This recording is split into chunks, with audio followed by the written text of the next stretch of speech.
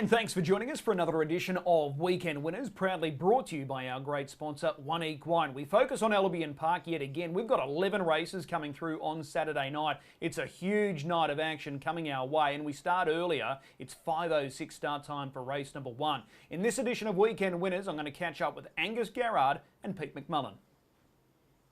Young gun Angus Garrard jumps in the hot seat to go through his book of drives on Saturday night, and he's with us now. Angus, appreciate the time.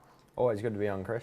Gas Monkey, race 3, that's your first drive coming through on the weekend. You know this guy really well, and he comes back to Albion Park after a stint at Redcliffe, but he's regained form there and confidence would be high. Yeah, for sure. You know, he's sort of getting back to the old Gas Monkey.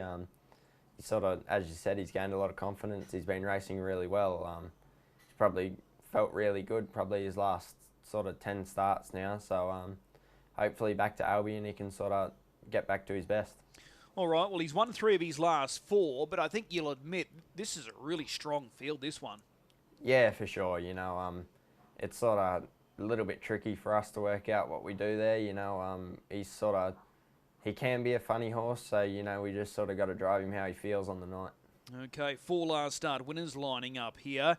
Would it be fair to say Kiang, Marvin, Soho, Sinatra, are they the 2 major players despite their draws? Yeah, you know, they've been racing super, sort of you can't fault those horses. But overall, you know, it's a strong field, so sort of whoever gets the right run probably comes out on top here.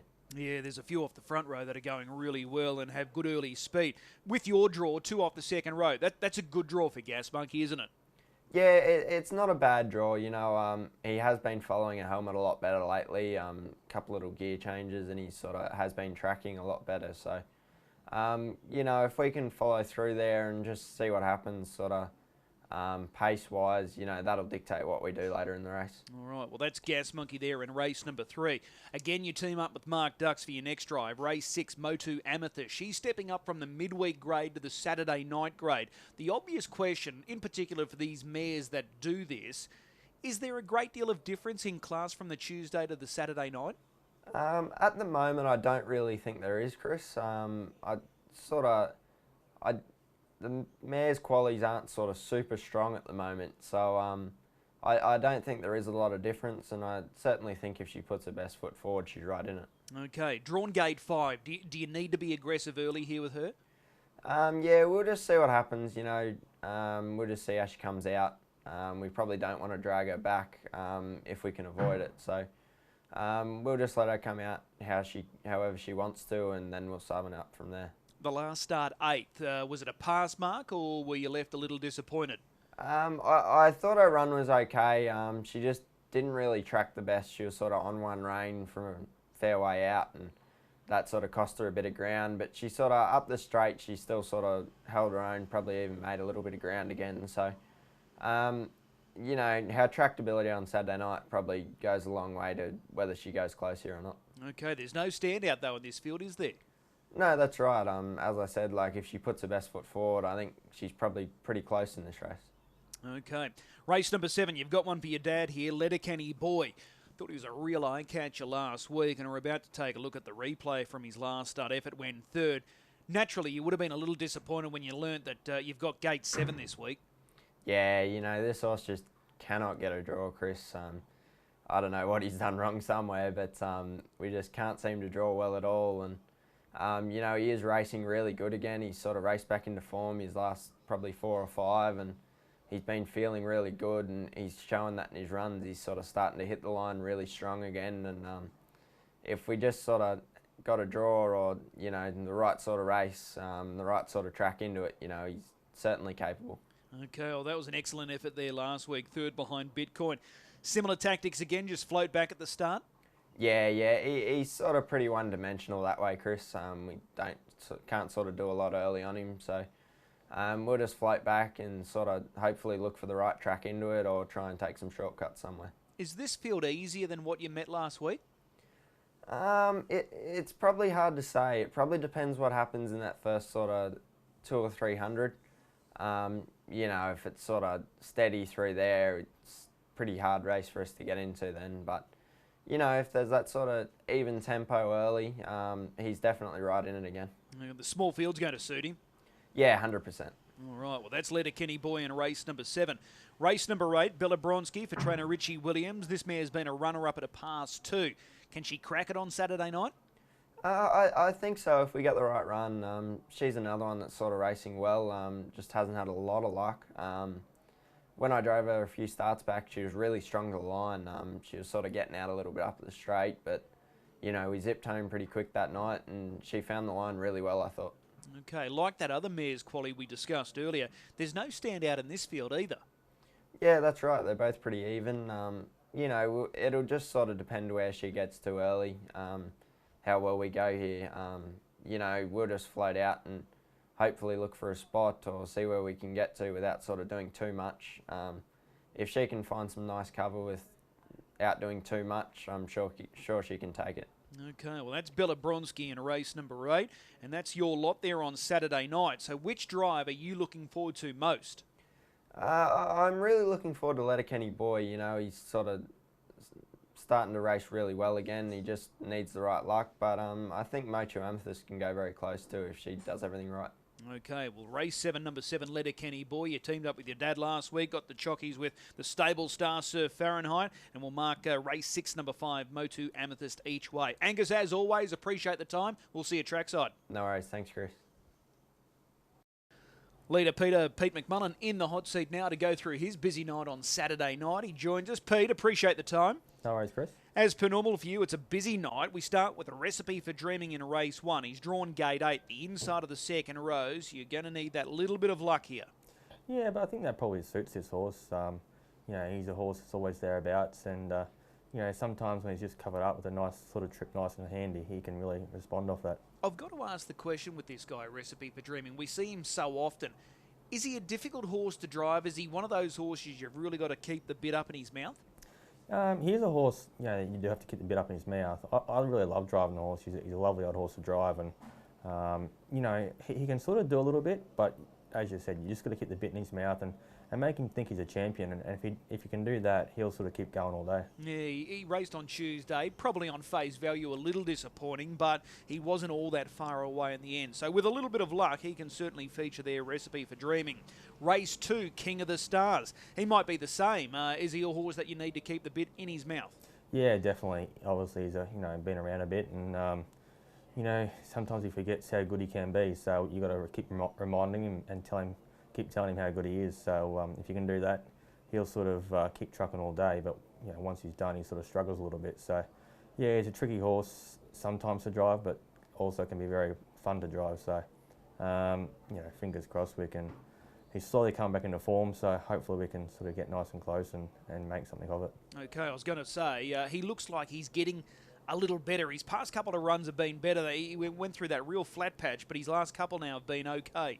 Yeah, obviously he was really down and out for quite a while, but he slowly has been getting better. So, you know, I'm sure a win's just around the corner. All right, race number 4 again for Graeme Dwyer. So Bob's your uncle. You drove this guy on Tuesday, and he was really good. You played it perfectly, waited for the right horse to hand over to. It happened to be King of the Stars, and then he just shot through via the passing lane. So thoroughly deserved win, that one.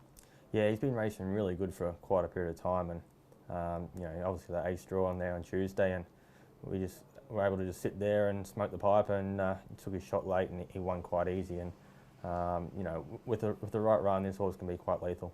Okay, and that was a huge class drop on Tuesday, because last Saturday night in that Rich Quali race, he actually went okay, and that was the race that had big wheels in it. So it was a strong race, so a huge class drop there on Tuesday. Yeah, well, he'd been sort of racing Saturday nights each week, and you know, a couple of times there his splits were pretty good, just didn't have a lot of luck. Okay, race number 5 on Saturday night, Major Fernco. Draw looks a little sticky on paper, out in gate 6. Are you happy with where he's at, or is he a little bit frustrating right now? No, he has been a little bit frustrating of late. You know, he just had a bit of a let up over Christmas and probably hasn't come back quite the same. I think each week he has got a little bit better, but it's certainly taken longer than what is expected to get him back to his form prior to Christmas there. And you know, last week I thought he was okay. His splits were okay. Time was strong, but previous to that he had a soft lead and couldn't bring it home. So fingers crossed, we're on the way up. How does this race play out from gate 6? Are you likely to go back? Yeah, look, I think just the way he's racing just at the current, you know, we probably don't want to overdrive him. So we'll just sort of play it out and see how he is. But you know, he is on the way up, I think, and I think if the right horse turns up, he'll be with a shot. Okay, race number 6 for the mares. This is the Quali over the mile. She's got bling. You know this mare really well. There's not a great deal between these mares on a Saturday night, and that seems to be the case. If they race on the Tuesday and then they're racing again on the Saturday night, there's not that big of a difference, is there? No, not really. This sort of race has sort of turned into probably a midweek sort of race, and you know, this mare, she's ultra consistent, only pretty lowly assessed, and you know, she does look like she's going to win one of these mares' qualies. So you know, fingers crossed Saturday night's the night. You've got some speed though on your inside, in particular with She's a Lucky Lady and Gate 2. That could be a little bit of a nuisance for you? Yeah, definitely. She has got good gate speed, but she is better when it's not used, so we'll probably have to drop her in somewhere and wait for late. All right, race 8, another mare's quali, and you're driving Hammer Time Harley. I'm tipping you'd have been disappointed when the fields were released and you saw Gate 7, because she's going well enough to win one, but Gate 7, it does make it tough now. Yeah, they sort of program these races on the ratings, and which is, you know, the reason why you get less quality horses in it. And the good quality mares that probably should be winning it, it sort of becomes a mission impossible as they keep drawing bad. So, you know, she was really good last week, and I think she will win one, but I don't know if this week's going to be a bit of a big ask from the Gate 7, but, you know, she's obviously Gate 7 for a reason too. Do you use her early from 7? Yeah, a little unknown yet. We'll just have to sort of wait and see what sort of speed's inside of us. Okay, just looking back at that run last week against Blue Ivy, they went good time. This probably looks a little easier. Yeah, I sort of think so, but you know, obviously last week she got a really good trip, and this week it's going to be hard to navigate a good trip from out at 7. So, you know, we'll just have to sort of cross our fingers and hopefully something works out. Okay, race 9, the free for all. You're driving Will the Wizard. I'm fascinated to see what you think about this guy from last week. How did you grade him last week when he was 4th?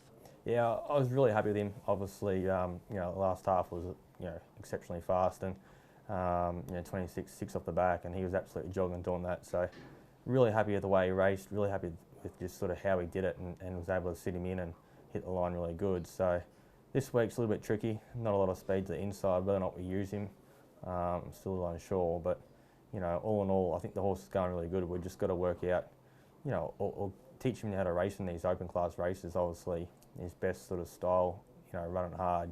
You can't sort of do that week in, week out in the open. So we're going to have to sort of teach him a whole new method. So hopefully, hopefully we can sort of work something out and get him to sort of, you know, moving forward. Hopefully he'll sort of learn how to do that and become a better racehorse. What's the gut feeling? Do you want to use him early? Do you want to cross Clintledoo? Well, they do call me Leader Peter, but we'll have to wait and see. This time last year, he was contesting the Chariots of Fire himself. He certainly was, and you know, that sort of shows how much class the horse has got. But sometimes he can sort of, you know, go a little hard, or just, you know, tractability sort of gets him beat sometimes. But you know, hopefully now following the opens and following good speed, he'll learn how to race, and hopefully can make it so he can be around for a long period of time. LL Cool J, Mr. Freeze, are they the hardest to beat? Yeah, definitely. You know, LL Cool J got beat last week, but you know, far from disgraced. And Mr. Freeze, he was obviously had a good trip last week, but the week before I think was even more impressive when he come from back and wicked splits. Okay, in the last race, the trot, you're driving Doug. He's got a 35-metre handicap, and it's only 2,138 metres. Is that too big a task for him? I don't think it's too big of a task, but it certainly makes it tough because you know, he's sort of, fingers crossed, he's been stepping pretty safe, but still pretty slow. So that 35 metres turns into 50 pretty quick, and you know, over the 2,100 metres, you sort of got to chase pretty hard, and it's sort of, if you don't get the right helmet or things don't work out, you get too far back, and then it becomes mission impossible. So, you know, start's all important, and you know, what happens up the front can be important too. And those off the front that are in good form and have good claims here, Van Sank, Mill Park, Magic, they could make life tough. Yeah, they're sort of, you know, horses that sort of usually have pretty good manners, and they sort of step and roll. So, you know, they probably aren't quite of the ability of Doug. Obviously, Doug's pretty good when he's 100% right, but, you know, if we give him a bit of a head start, it certainly makes him hard. All right, it's a busy night for you. Which one are you keen on most at this early stage? Yeah, it's a tricky night. Yeah, there's probably no real standout, and I'll be happy if I just get a winner. Saturday nights haven't been real kind since Christmas, so fingers crossed we can step up her game a bit and get a winner. Well, you only had 315 last year, so we'll see how you go for 2022, but I'm sure those winners won't be too far away, in particular on the Saturday night. As always, appreciate the time. We'll see you trackside. No worries, thank you. A big thumbs up to both Angus and Pete giving up their time and insights ahead of this Saturday night's action. And as I said, it's a huge program. Hopefully, we can find a winner. And I think I have. The only downside, you've got to be patient. You've got to wait till the very end of the program. Race 11, number 1, Van Sank. He's a problematic trotter, but if the real Van Sank turns up, he is just miles better for this field under these conditions. So I think he's a home run hit here on Saturday night. I'm going to take the punt.